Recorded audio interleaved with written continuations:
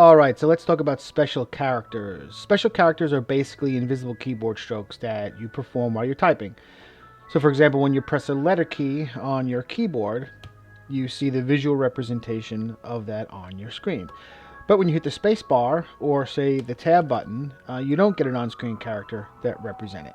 So instead, there are hidden characters that represent these keystrokes and tabs and those kind of things. So now, how does knowing what some of these special characters are help us editing scripts in Telescript software? Well, I'm going to show you how. And one note, all of these commands do apply through all versions of Telescript software. So you can do this in Tech, AV, and Pro, and you'll be able to get the same result. So let's say we have a long script and we need to clean it up. So what a lot of prompt operators like to do is they like to find the periods and they like to put carriage returns or hard returns after each period so you can set the next sentence onto its own line.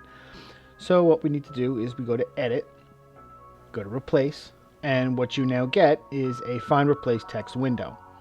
So in the Find What area, you want to find your period, and then you want to put a space. And I'll explain to you why you want to put the space in just a second. So in the next space, what you want to replace it with, you want to replace it with a period, but what you now want to do is put a curly bracket or a brace, CR, and then close the curly brace. What the CR stands for is carriage return. So that is the hidden character that you're going to be inserting. If you click Replace All now, you'll see that you've ripped through the script and every new sentence that starts after a period is now on its own line. So to me, that is a humongous time saver. And just one note about the period and the space in the Find and Replace window. If I would have put just a period without the space, what would have happened is the software would have located this period to be its own thing and then put a return. Same thing with the next one and put a return. Obviously with the ellipses you don't want that, so if you put the space after the period, it's not going to pick these up and it will leave these intact. So that's why you need to make sure that you put the space right after the period when you're going to do that period and then insert the carriage return afterwards. This is probably the most important of all of the special characters that you can use. There are a couple of others that I can find, somewhat useful. So for instance, like you have a command, it's called null. And what you can use null for is something along the lines of, let's just say you have a bunch of Mr. Thompsons in the script. And you don't want to have the Mr. in there anymore. So what you would do is, once you would go to Edit, Replace, Mr., and then in the Replace With, you would just put null, which means nothing. So if I had any Misters in this script, it would find them and replace it with nothing. So you would essentially just remove all of them from the script. There's also the tab. So let's just say after every, just for the sake of showing you the visual, let's just say for every comma, I wanted to put a tab.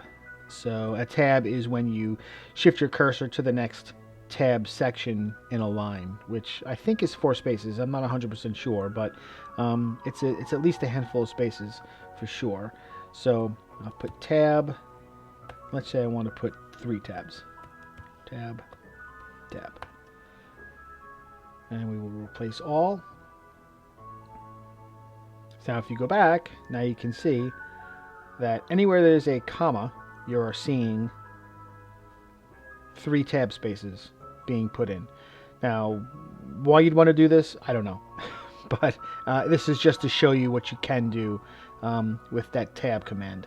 And then the other thing too you could also do is, let's go back to the top. Let's say for after every period, you want to put the period. You want to keep the period and then put 3 spaces. Space, space, space. So what that would do is it would find the period, it would find the next period, and then go space, space, space. Actually, because we've already returned all the periods, maybe we could just change it to semicolon. So now, after every semicolon, it'll be semicolon, space, space, space. I don't know if I have many, but there you go. That would find the colon and then do space, space, space. So these are little editing tricks that I think can be very helpful, especially when you're editing long scripts, particularly the one with the carriage return after the period. If you want to find out what all of these are, which there aren't many, but if you go up to the content section of Telescript, go into the editing section, go to edit menu commands, find and replace, go all the way to the bottom. This is where you'd find all the special characters, and as some of the other hidden features that we have here, I'm sure you can find some interesting ways to use these. So thanks for watching, and subscribe to the Telescript channel so you can see more of these kind of tutorials as we release them. Thanks a lot.